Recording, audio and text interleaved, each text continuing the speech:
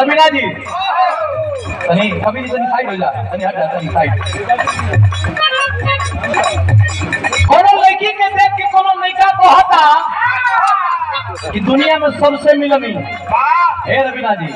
सबसे मिलनी लेकिन जब से तोह से मिलल बनी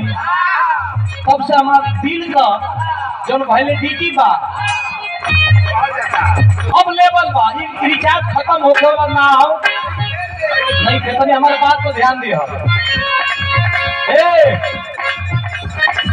सुना सुना पारू तिलावा में मचवले कहला काए गोरी पारू तिलावा में मचवले कहला काए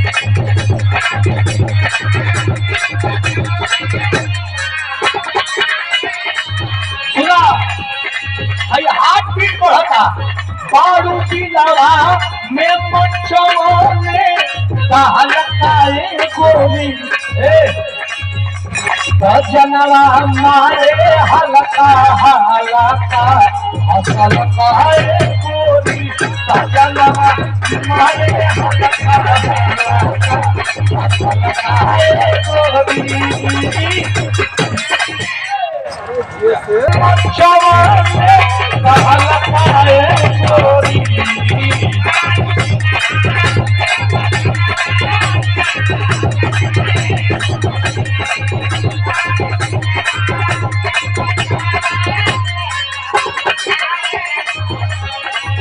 बाबू की लवा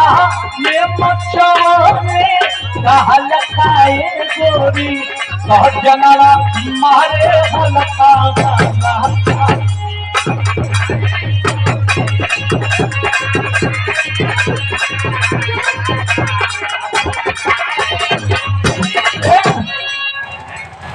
से दवाई के कटल खाए गोरी कटल खाए गोरी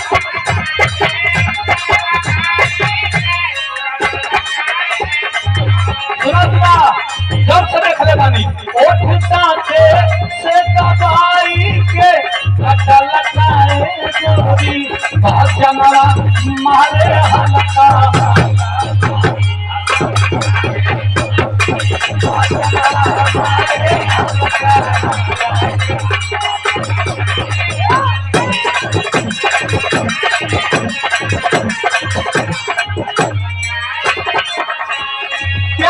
प्यार हो गई लड़का लड़की में जब प्यार हो गई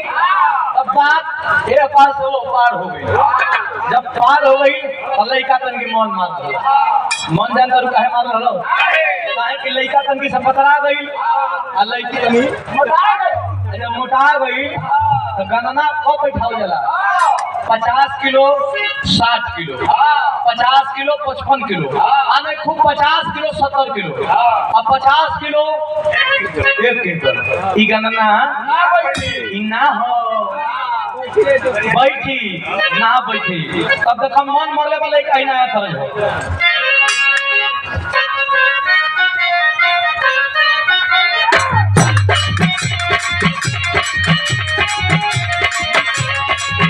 देखा लड़का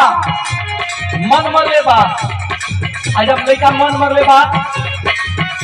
तो लड़की को हत्या था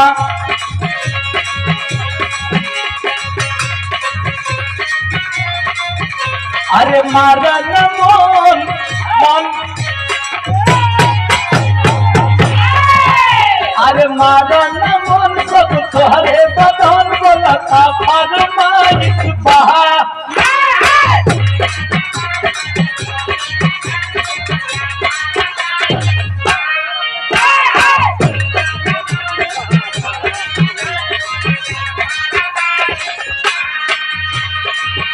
तनी सोचो ये जान बटे नया समान अब मरिया भिखारी सुपा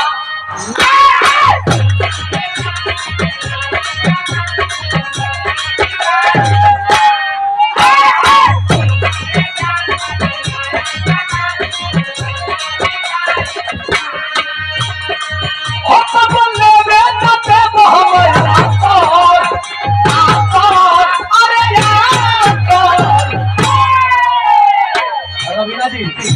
बात ध्यान दीजिएगा। लइकवा कहता कि आंसर हम लेबे ना करब, लइकिया कहते आंसर दे वही ना दे। सब बात है। अरे ना ढेर मोटा या ना ढेर चाकर, अरे ना ढेर मोटा या ना ढेर चाकर, लइकी तो चाही कमरिया